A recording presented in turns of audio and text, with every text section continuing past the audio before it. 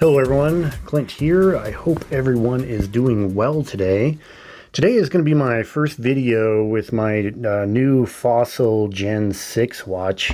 I've never owned a Fossil watch before. I've never really wanted to. I mean, there are the nicest looking smartwatches, affordable, I guess, without like buying a Citizen or something like that, that you can get. And I just never bought one because of the battery life and the performance. It always used the older Snapdragon processor, and the battery life on that was just not good. I had a few friends that had one, and it just didn't seem to work really well.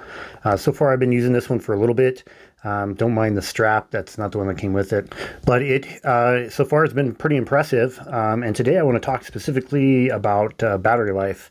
I did one of my standard real-life battery tests on this watch because that was probably the first thing I did, because that was something I was really looking forward to see how much better it was going to be than the Gen 5. And so this has a smaller battery. It's not a super big battery. I think it's around 300 milliamps, which is not big, but just to let you know how I ran this test, I always have the always on display turned on. I just like the way it looks better, and I do use it to glance at information a lot. Let's see, on the other ones here, I had the split display on the 2 brightness, which I think does okay. I did have sunlight boost turned on because this is not as bright as my Galaxy Watch's screen, so you almost need that. Like I said, I had always on turned on. Okay, otherwise that is pretty much out of the box. It does not have the continuous heart rate turned on. I think it's the check every once in a while is how it comes out of the box. I did not use any kind of battery settings that it has. I just left it on the daily. I didn't use any of these specifically. And when I did sleep with it, so I did sleep with this on, I did turn it on the theater mode so it doesn't come on at night. Other than that, it's pretty much standard stuff. Just as a standard day, normal messages coming through, alerts, notifications, and some workouts in there. So without further ado, let's get down to the battery test. Okay, here we go. We're going to start this test at 8:15 p.m.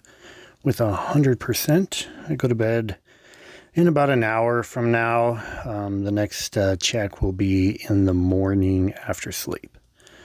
All right, after sleep, we're looking at about 4:30 a.m., normal time for me to get up. And I'm going to get ready to go to the gym probably. Okay, gym time. I'm at the gym. It's 5:55, let's say 6 a.m. And here we are 10 and a half hours later. We're down to about 74% after that 1 hour workout. And here we are again, 14 hours after charge. We're at 63%. Not too bad. And then I went out on a 1.5 mile run, a short run. Brought it down to 55% after that. Screen struggles in the daylight, if you can't tell. All right, here we are, 2 o'clock in the afternoon, so we're about 18 hours in, and we are at 37%. Getting pretty low, less than a day so far. Here we are, 4 o'clock, 20 hours later, 25%. And here we are, it's 6 o'clock, 2 hours later, so we're at about 22 hours now, and we're at about 10%. It's all downhill from here. And there you go, 22 and a half hours. It goes to the time-only battery saving mode. It's pretty much it. So, yeah, we're looking at about 22 and a half hours. Not great. Okay, we're back. Well, that was pretty interesting. Let's just do a quick recap of how that went. So I started the test about 8:15 at night at 100%, pretty close to bedtime. And then I went to bed probably 9-ish or so. Woke up, checked in again with the percentage, which was 8 hours, so 86%. So it lost around 14% overnight, which is actually pretty normal of what I've seen on other watches, including the Galaxy Watch and the Apple Watch.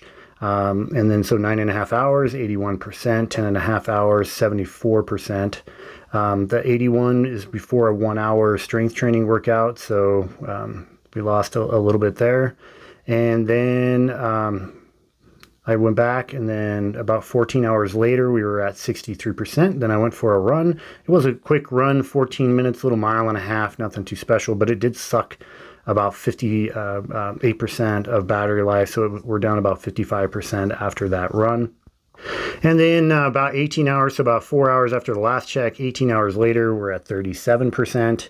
And then 20 hours, 25, 22, 10.5%, and then 22.5 hours was the total before it went into low power mode, which is that that mode where it just shows the time. So 22.5 hours, that's not super great. I wouldn't consider that good battery life by any means, but it is definitely plenty for a smartwatch. If you come up with like a charging schedule, you can easily use this watch every day. It does have fast charging, which Fossil claims to be 80% within 30 minutes. If that's accurate, that would work really well. I haven't tested that yet. That is next. I'm actually going to test that against the Apple Watch Series 7 fast charging, and we'll see how those goes. Those batteries are pretty close to the same size in those two watches, but where does this fall at? I've done several other battery tests. I would say this is definitely on the lower end,